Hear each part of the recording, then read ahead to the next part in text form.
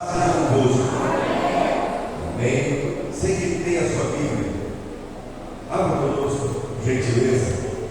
Evangelho de João. Evangelho de João, capítulo 14. Glória a Deus.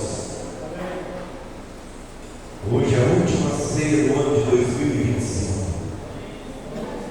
Até aqui o Senhor foi conosco, até aqui o Senhor nos abençoou. E isso para nós é motivo de muita alegria. Temos passado 12 meses, difíceis meses complicados, mas até aqui o Senhor tem nos sustentado. Aleluia. João, capítulo 14, nós vamos ler a partir do versículo 14. João 14, 14. Aleluia. Se pedirdes alguma coisa em meu nome, eu o farei. Se vós me amais, guardai os meus mandamentos. E eu orarei ao Pai, e Ele vos dará outro Consolador, para que Ele possa habitar convosco, ou habitar convosco para sempre. O Espírito da verdade, que o mundo não pode receber, porque não vê nem o conhece, mas vós o conheceis, porque Ele habita convosco e estará em vós. Vou repetir o versículo 17. O Espírito da verdade, que o mundo não pode receber, porque não vê nem o conhece, mas vós o conheceis, porque Ele habita convosco e estará em vós. Amém? Pode sentar no seu lugar, em nome de Jesus. Hoje é o sexto ano do nosso projeto de vida, culto de Santa Ceia, última Santa Ceia do ano de 2025. E nós vamos falar um pouco aqui a respeito dessa palavra que nós acabamos de ler. E essa palavra que nós lemos foi uma palavra dita por Jesus aos seus discípulos. Jesus já havia anunciado que iria morrer, e os discípulos estavam meio apavorados, sem saber como é que isso iria acontecer, como é que eles iriam fazer sem estar com a presença de Jesus no meio deles.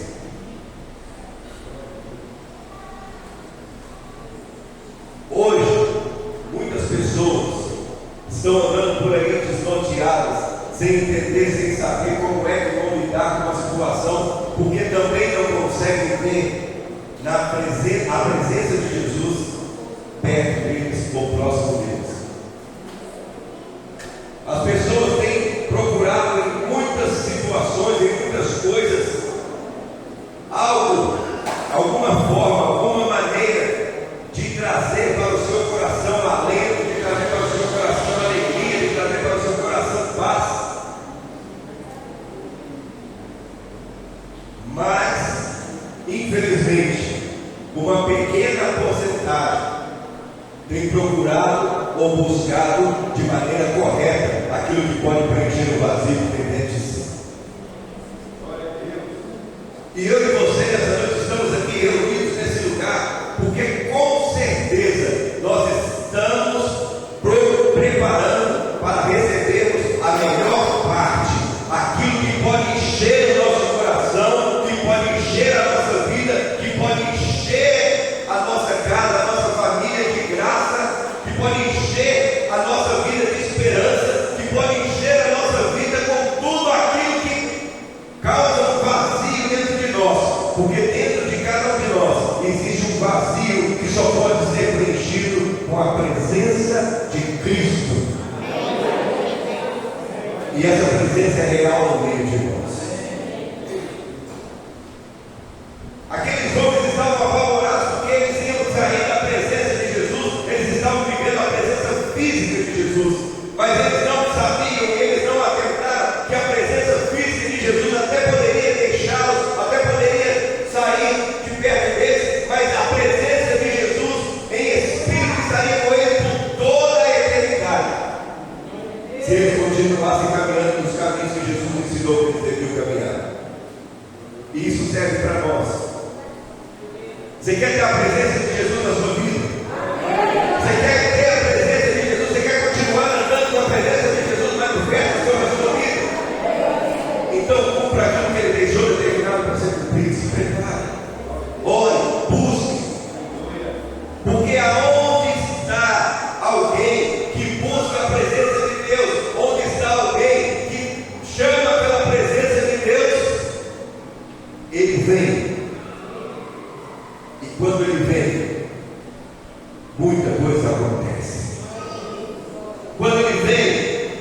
vida do ser humano se transforma.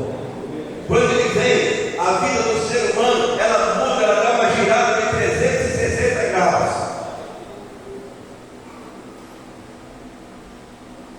Nós temos aqui, versículo 14, Jesus dizendo para os discípulos: olha, calma, não fiquem tranquilos. Tudo aquilo que vocês pedirem ao Pai, em meu nome, eu vou fazer. Glória a Deus. Você quer alguma coisa, você precisa de alguma coisa, você está esperançoso por alguma coisa, peça ao Pai em nome de Jesus, porque Ele é fiel para cumprir aquilo que está na sua palavra, e Ele pode fazer por você aquilo que você está esperando.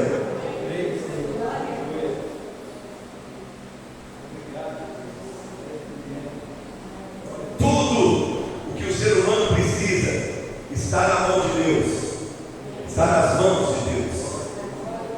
E basta apenas que o ser humano saiba como chegar e tocar o coração de Deus para que essas bênçãos se materializem na vida de cada um. Pastor, eu estou na igreja muitos anos e as coisas não têm acontecido na minha vida do jeito que eu estou esperando, porque Deus não age do jeito que a gente quer, Ele age do jeito que Ele quer. A nós cabe pedir, a nós cabe falar, a nós cabe suplicar, a nós cabe apresentarmos a Deus o nosso desejo, a vontade do nosso coração, mas também nós temos que entender que além da nossa vontade, existe uma vontade soberana, a vontade de Deus, e ela é melhor do que a nossa vontade. Aquilo que Deus faz para nós é melhor do que aquilo que nós queremos que Ele faça. Nós temos que aprender isso, mas não é por causa que é a vontade de Deus que prevalece que eu e você não devemos falar com Ele, não devemos pedir. Jesus estava falando isso com os discípulos: olha, o que vocês pedirem ao Pai em meu nome, eu vou fazer. Deus sabia que cada um daqueles discípulos precisava, claro que sabia. Deus sabe o que eu preciso, Deus sabe o que você precisa, sabe. Mas nós vemos aqui que é necessário que nós peçamos a Ele em nome de Jesus para que aconteça na nossa vida. Você precisa entender isso. Tem muita gente que não está recebendo aquilo que vem da parte de Deus, aquilo que Deus preparou para ele, porque está esperando calado, está esperando quietinho lá no canto as coisas acontecerem. A Bíblia diz que nós devemos esperar com paciência no Senhor, e Ele vai ouvir o nosso clamor. Mas esperar com paciência não quer dizer que nós temos que ficar parados, imobilizados, quietos, sem falar com Ele, sem pedir para Ele, sem suplicar, sem nos prostrarmos diante dEle, sem declararmos a sua magnitude, porque se nós não fizermos isso, nós vamos atrasar aquilo que está preparado para nós. Eu preguei aqui quarta-feira e eu falei sobre isso. Daniel já estava, as bênçãos de Daniel já estavam preparadas nas regiões celestiais para ele receber, mas veio a ele a palavra do Senhor dizendo: olha, aquilo que você, que está preparado para você, que é para você receber, já está pronto, mas você precisa guerrear, porque ele está preso nas regiões celestiais. E quando Daniel começou a guerrear, aquilo que estava preso foi aberto e as bênçãos vieram sobre a vida dele.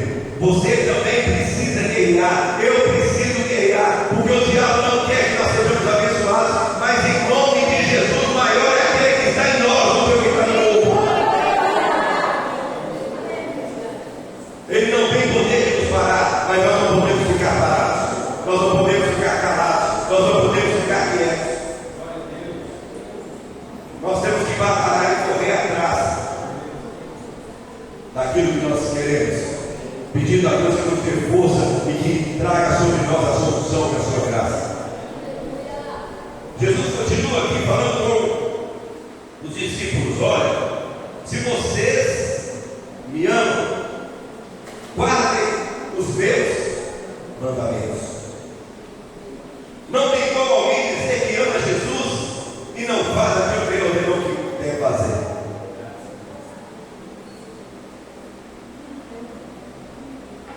Ah, Jesus, eu te amo, mas eu vou fazer aquilo do meu jeito, porque eu sei que o Senhor também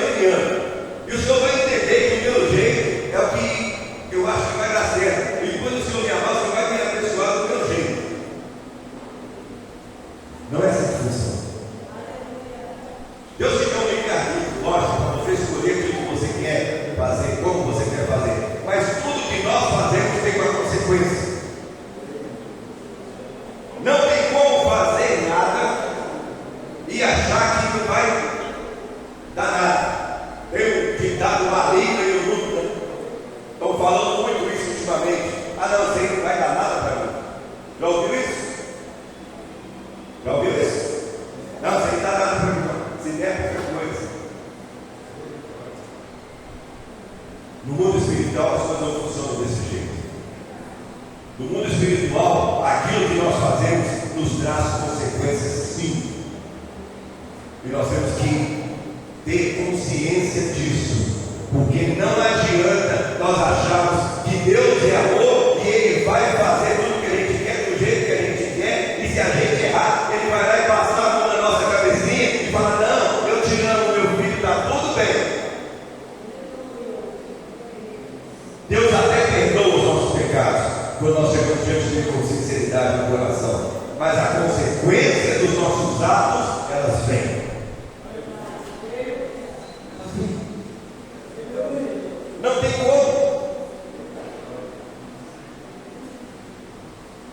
Alguém estava no alto de uma montanha, isso é uma ilustração muito falada por aí. Alguém no alto de uma montanha, e estavam duas pessoas lá. E uma dessas pessoas tinha feito algo contra o seu irmão. E ele foi lá e pediu perdão. Olha, eu errei, eu fiz isso, você me perdoa, eu errei com você, não devia ter feito o que eu fiz. Aí eles foram para o alto do monte. Aquele que foi vítima levou consigo um travesseiro de penas, cheio de penas. E quando ele chegou lá no alto daquele monte, ele falou com aquele que havia feito algo contra ele, falou: olha, eu te perdoo, mas o que você fez comigo vai ficar marcado por resto da minha vida. O outro falou: mas então você perdoou. Ele falou: vou te dar um exemplo de como é que as coisas funcionam. Ele abriu aquele travesseiro de penas e começou a balançar aquele travesseiro, e as penas começaram a voar em cima daquele monte. E aí ele falou com aquele seu agressor: agora vai e recolhe todas as penas que voaram por aí. Aí o rapaz falou: isso é impossível. Alguns voaram para longe, outros estão escondidas por aí, não tem como juntar tudo, não vai ter como juntar essas penas. Ele falou: pois é assim que é a consequência daquilo que nós fazemos. Nós até podemos juntar um pouco, nós até podemos melhorar um pouco a situação, mas nós nunca vamos conseguir colocar do jeito que era lá no início. Isso é muito forte. Isso é muito forte.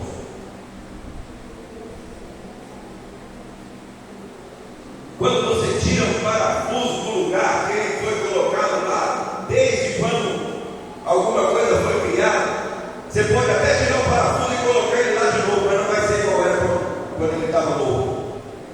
Com o tempo ele vai começar a dar volta, porque você mexeu naquilo que estava pronto, que estava certo. E quanto mais você tirar esse parafuso e colocar, mais olha a probabilidade de ele ficar frouxo.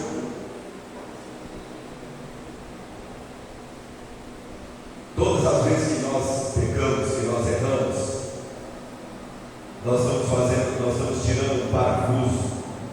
E quando nós pedimos perdão, nós voltamos esse parafuso para o lugar. Mas a consequência de tirar e colocar esse parafuso é lá dentro. Por isso que nós temos que nos policiar, por isso que nós temos que nos guardar, por isso que nós temos que entender que para servir a Deus e para amar a Jesus, nós precisamos seguir os seus mandamentos. Só ama Jesus quem segue os seus mandamentos, não tem como. Senhor, eu te amo, mas eu não vou fazer nada do seu Senhor. Não tem como. Eu te amo, mas eu vou fazer tudo contrário ao que o Senhor manda fazer.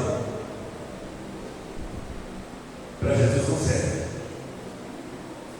Ele falou para os discípulos: olha, se vocês me amam, vocês guardam os meus mandamentos. E guardar os mandamentos não é só saber o que os mandamentos dizem. Guardar os mandamentos é procurar andar de acordo com os mandamentos determinam. É isso que é guardar.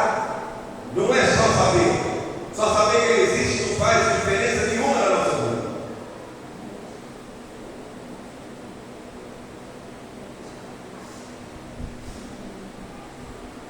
Jesus continua: eu orarei ao Pai,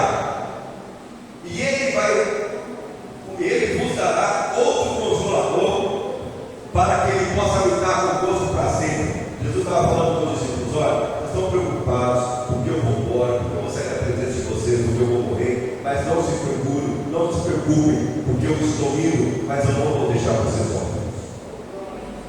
Eu vou mandar para o meio de vocês um Consolador que vai habitar em vocês para sempre. E se é para sempre, desde quando Jesus falou isso com os discípulos, isso vem se perpetuando até os nossos dias. E esse Consolador habita em nós, e Ele habitará em nós, enquanto nós estivermos firmados na rocha que é Jesus Cristo. Ele habita em vós, e Ele vai estar em vós para todos sempre. E nós cremos nisso. E é isso que é a nossa esperança, que o Espírito Santo habita dentro de nós e estará em nós, estará conosco para todos sempre. O Espírito da verdade, que o mundo não pode receber, porque não o vê, nem o conhece, mas vós o conheceis, porque Ele habita convosco e estará em vós. O Espírito Santo que habita dentro de você, ele é o Espírito da verdade. Então você não pode sair falando mentira do Deus. Então você não pode viver uma mentira. E infelizmente muitas pessoas que estão se dizendo cristãos e que estão aí vestindo uma capa de cristão, estão vivendo uma mentira. Querem mostrar para os outros uma imagem daquilo que elas não são. Tem muitas pessoas que dentro da igreja são uma coisa, lá fora são outra totalmente diferente. Tem muitas pessoas nas mídias aí, nas redes sociais, dizendo-se cristãos, dizendo-se evangélicos e fazendo tudo que está contrário a essa palavra. Cristão quer dizer pequeno Cristo. Se você é um pequeno Cristo, você tem que agir como Cristo agia. Se você é um pequeno Cristo, você não pode agir contrário ao que está escrito na palavra. Foi dito pelo próprio Cristo.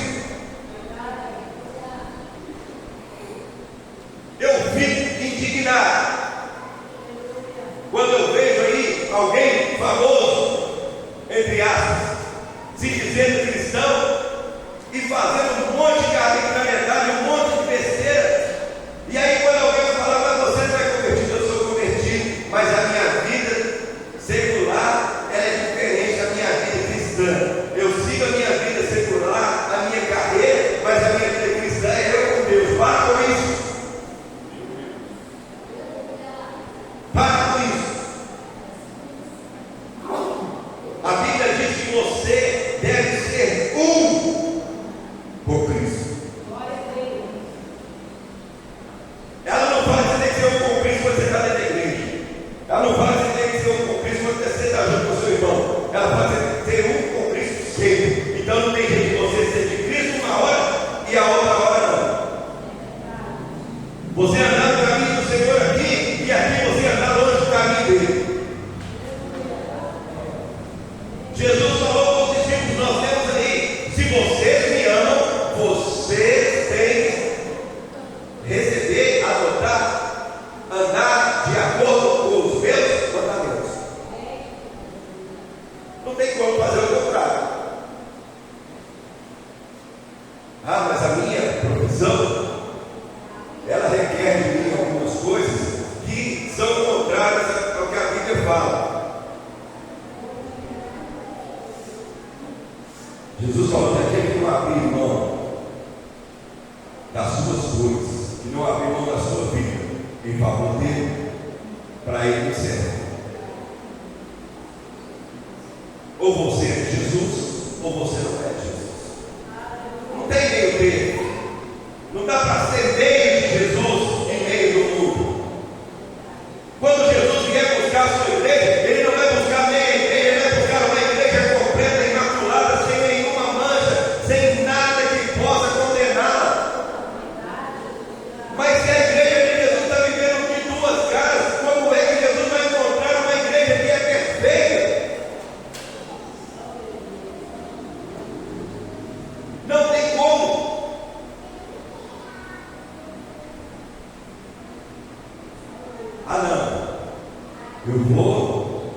servir a Deus até aqui. Mas daqui para frente, Deus vai me perdoar, porque daqui para frente eu vou seguir a minha vida aqui. Mas Deus entende, né? Deus é amor, Ele entende que eu preciso ter a minha vida, eu preciso ter a minha carreira, eu preciso fazer as minhas coisas, eu preciso fazer as minhas falcatruas lá no meu serviço para eu poder ganhar ponto. Eu preciso enganar as pessoas para eu poder me dar bem. Eu preciso mentir para poder encobrir algumas coisas que eu faço para que eu não seja prejudicado.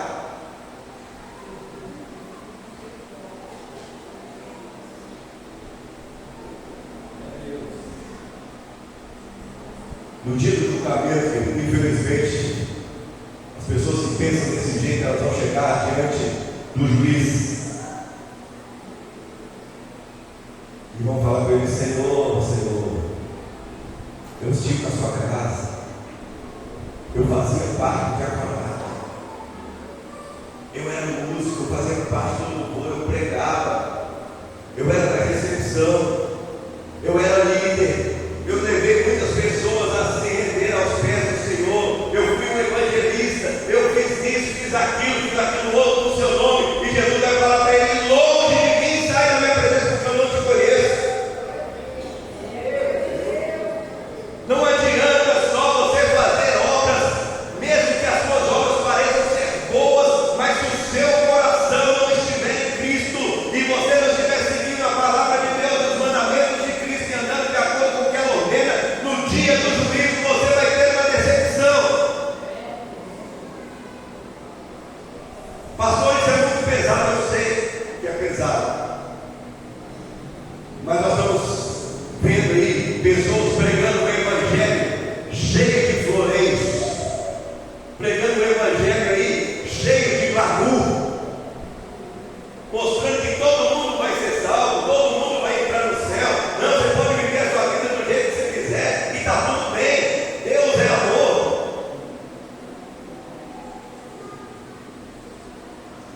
Infelizmente, se você acredita nesse monte de coisa que eu estou dizendo por aí, eu quero te falar que você precisa ler mais a palavra de Deus e buscar entender essa palavra, porque nela não está escrito nada de glamour para quem serve a Deus. Ela não traz nenhum floreio lindo para quem serve a Deus, pelo contrário. A Bíblia diz que aqueles que servem a Deus vão sentir perseguição, vão sentir fogo, vão ser desprezados, vão ser presos. Mas aquele que perseverar até o fim, ele vai receber das mãos do próprio Deus a coroa da vitória. E eu quero que meu nome esteja lá naquela lista, eu espero que o seu nome esteja. Você já pensou o quão triste será pessoas que viveram a sua vida toda dentro de uma igreja e chegar diante do juiz e ele falar: apartai de mim que eu não vos conheço? Você já imaginou isso? Mas eu vivi a minha vida toda dentro da igreja. Mas o que te leva para o céu não é a igreja, o que te leva para o céu é a sua vida com Deus. A igreja é apenas um caminho, um meio para que você tenha comunhão com seus irmãos e para que você receba um alimento novo sempre, para você se preparar e se fortalecer para estar com Ele. Mas a sua salvação é você que precisa correr atrás.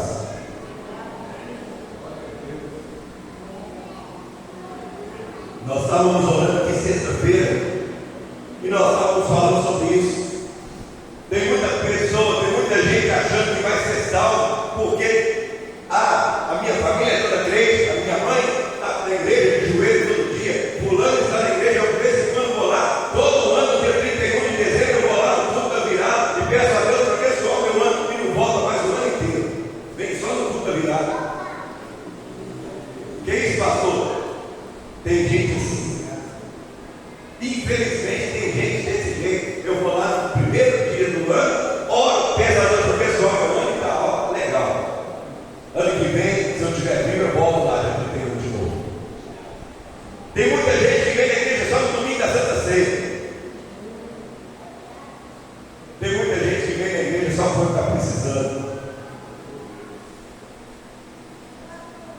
você precisa fazer, além de vir à igreja e ter comunhão com seus irmãos e participar de tudo que acontece aqui, é buscar o Senhor e se preparar para o dia que Ele chamar pelo seu nome.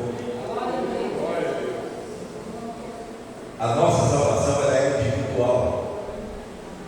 Eu ensino meus filhos o que eles precisam fazer, como eles precisam fazer, mas eu não posso pegar na mão deles e levar eles para o céu junto comigo. Se eles não estiverem andando nos caminhos do Senhor e estiverem fazendo o que é errado diante dos olhos do Senhor, infelizmente eles vão ficar aqui e eu não vou poder fazer nada. O que eu posso fazer, eu vou fazer agora, mas a decisão é deles. E assim é você, na sua casa, na sua família. Não tem como a gente amarrar alguém do nosso lado e levar para lá onde você vai, meu povo, mas você vai comigo. Você não pode falar, se você não for, não vou também não. Vai ficar os dois. Vai ficar os dois. Não, se você não for, não vou também não. Fala isso, misericórdia. Sabe por quê? Porque a salvação é individual.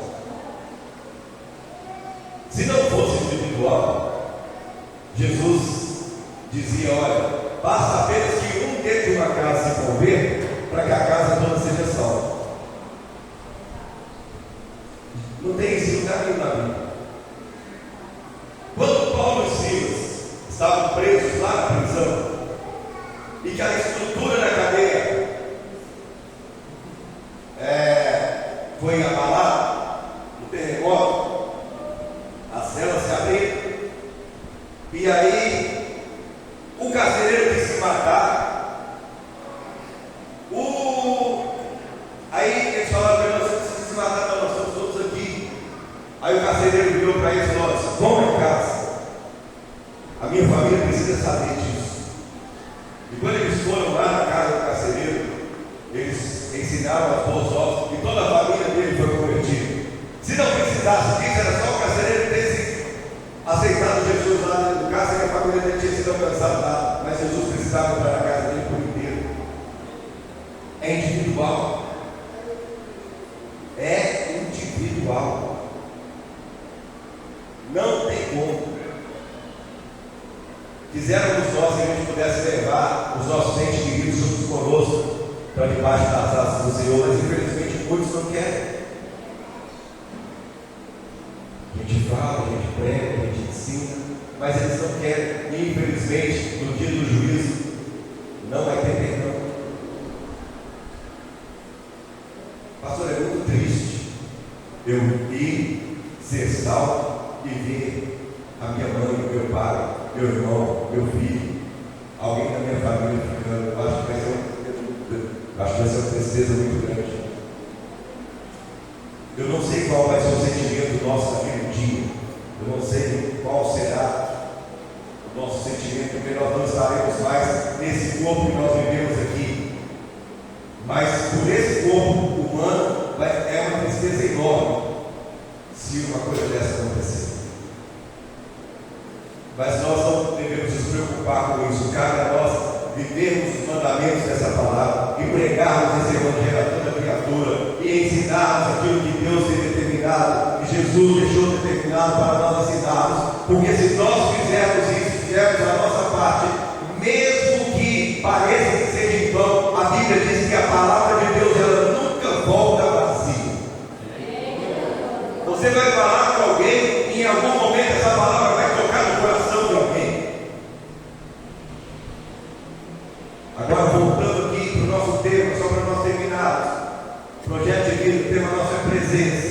Os discípulos estavam tristes, preocupados, porque a presença física de Jesus iria sair do meio deles. Eu quero te dizer uma coisa: nós nunca tivemos a presença física de Jesus no nosso meio, mas a presença dele é conosco todos os dias, conforme ele prometeu na sua palavra, para todos sempre, por toda a eternidade. Aleluia!